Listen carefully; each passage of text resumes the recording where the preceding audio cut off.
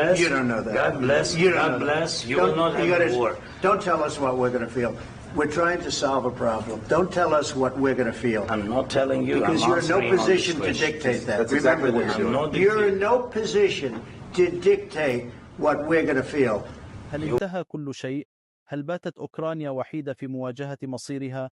زيلينسكي يغادر البيت الأبيض على عجل بعد لقاء متوتر مع الرئيس الأمريكي دونالد ترامب. ما الذي حدث داخل المكتب البيضاوي؟ لماذا خرج الرئيس الأوكراني بهذه السرعة؟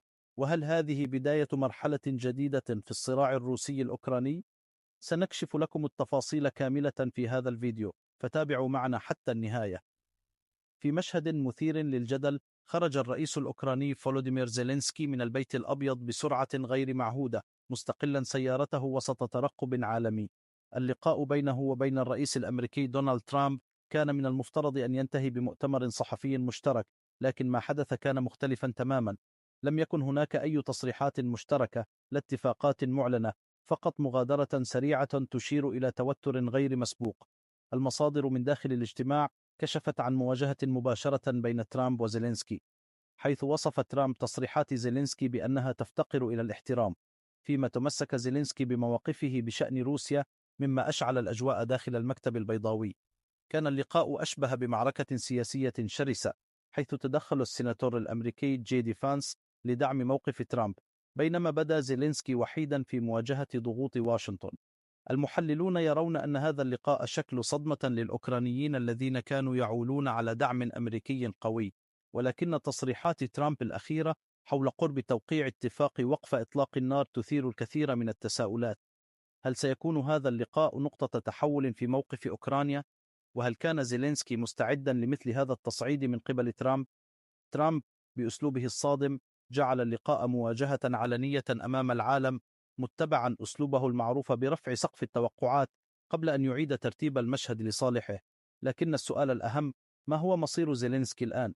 هل سيتراجع ويقبل بالصفقة التي يروج لها ترامب، أم أنه سيستمر في موقفه الرافض لأي تسويات مع موسكو؟ بعض التحليلات تشير إلى أن أوكرانيا قد تكون أمام منعطف جديد وخيارات محدودة. مع تراجع الدعم الأمريكي المحتمل، يبقى السؤال: هل تستطيع أوروبا تعويض هذا الفراغ؟ البعض يرى أن الدول الأوروبية الكبرى مثل ألمانيا وفرنسا والمملكة المتحدة قد تضطر للتدخل بشكل أكبر، لكن مدى قدرتها على دعم أوكرانيا دون الغطاء الأمريكي يظل محل شك. ما حدث اليوم في البيت الأبيض قد يكون لحظة فارقة في الحرب الروسية الأوكرانية. زيلنسكي خرج من اللقاء محبطا، بينما بدا ترامب واثقا بأنه يمسك بزمام الأمور. فهل نحن أمام تحول كبير في الموقف الأمريكي من الحرب؟ وهل ستدفع أوكرانيا الثمن؟ شاركونا آراءكم في التعليقات، ولا تنسوا الاشتراك بالقناة وتفعيل الجرس ليصلكم كل جديد. Talking with my friends in Poland, and they are worried that you align yourself too much with Putin. What's your message for them? Well, if I didn't align myself with both of them, you'd never have a deal. You want me to say really terrible things about Putin and then say, "Hi, Vladimir, how are we doing on the deal?" That doesn't work that way. I'm not aligned with Putin. I'm not aligned with anybody. I'm aligned with the United States of America and for the good of the world. I'm aligned with the world, and I want to get this thing over with. You see the hatred he's got for Putin. It's very tough for me to make a deal with that kind of hate. He's got tremendous hatred, and I understand that, but I can tell you the other side isn't exactly in love with, him either. So it's not a question of alignment. I'm aligned with the world. I want to get the thing set. I'm aligned with Europe. I want to see if we can get this thing done. You want me to be tough? I could be tougher than any human being you've ever seen. I'd be so tough. But you're never going to get a deal that way. One more question.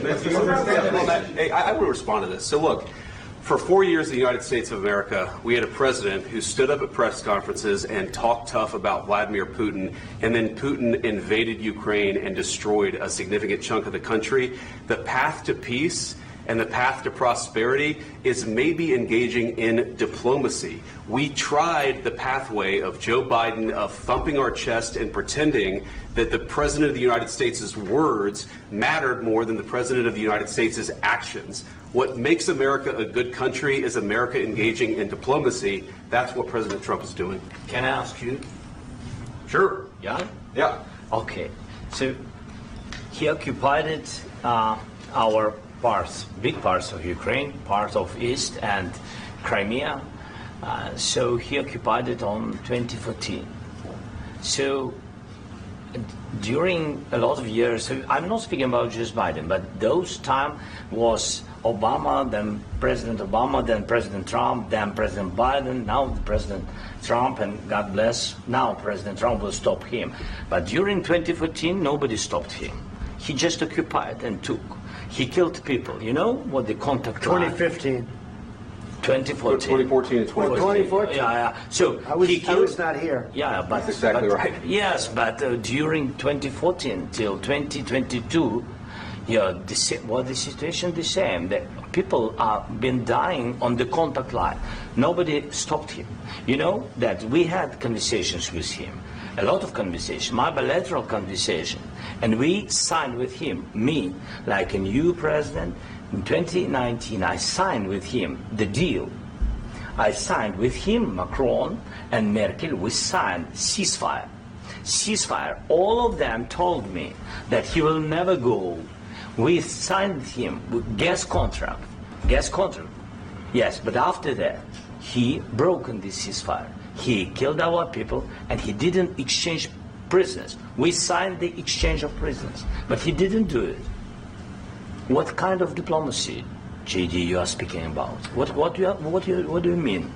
I'm talking about the kind of diplomacy that's going to end the destruction of your country. Yes, but if you Mr. President, with respect, I think it's disrespectful for you to come into the Oval Office and try to litigate this in front of the American media. Right now, you guys are going around and forcing conscripts to the front lines because you have manpower problems. You should be thanking the President for trying to bring an end to this conflict. Have you ever been to Ukraine? That you say what problems we have?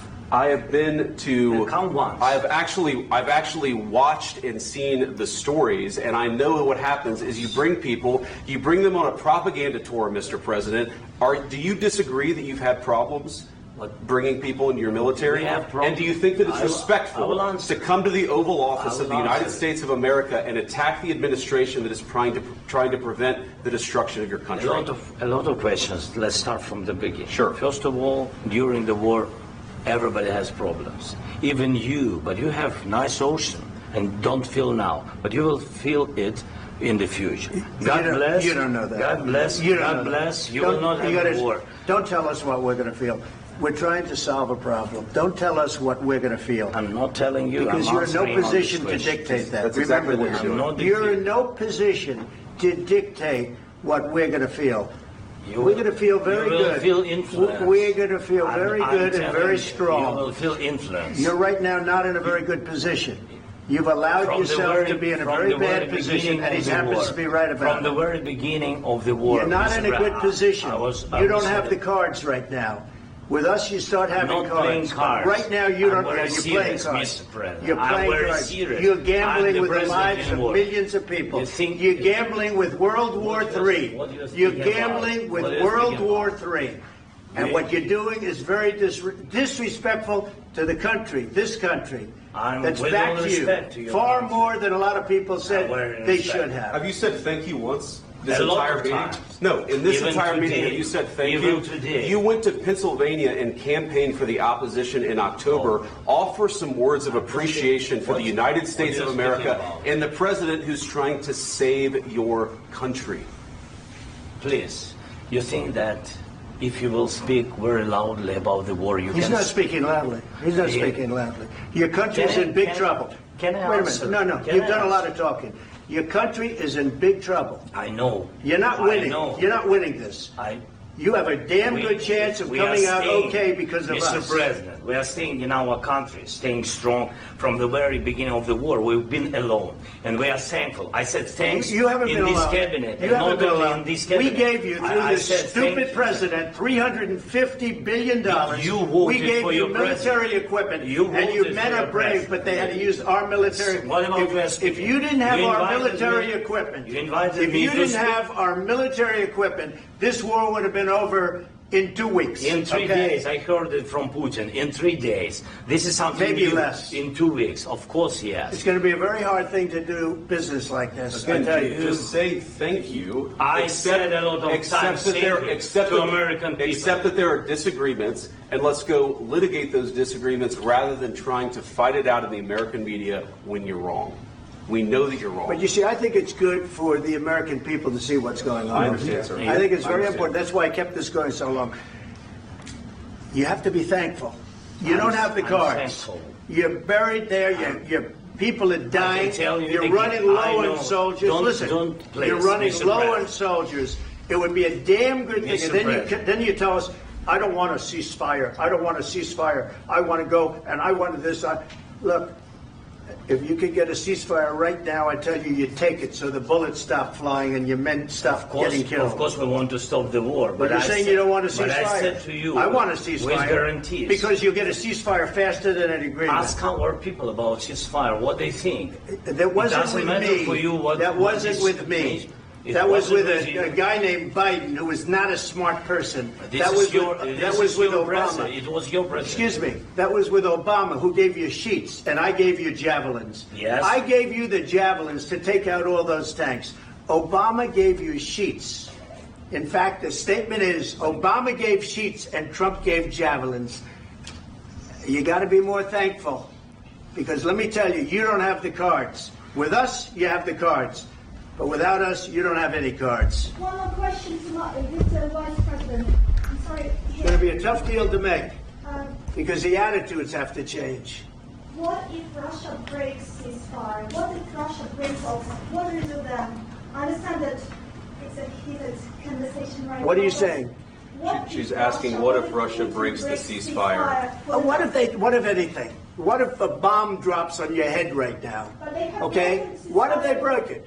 many I don't know. They broke it with Biden, because Biden, they didn't respect him. They didn't respect Obama. They respect me. But what- Let me tell you, Putin went through a hell of a lot with me. He went through a phony witch hunt where they used him and Russia. Russia. You ever hear of that deal? That was a phony Hunter Biden, Joe Biden scam. Hillary Clinton, Shifty Adam Schiff. It was a Democrat scam. And he had to go through that. And he did go through it. We didn't end up in a war. And he went through it. He was accused of all that stuff. He had nothing to do with it. It came out of Hunter Biden's bathroom. It came out of Hunter Biden's bedroom. It was disgusting. And then they said, oh, the laptop from hell was made by Russia. The 51 agents. The whole thing was a scam. And he had to put up with that. He was being accused of all that stuff.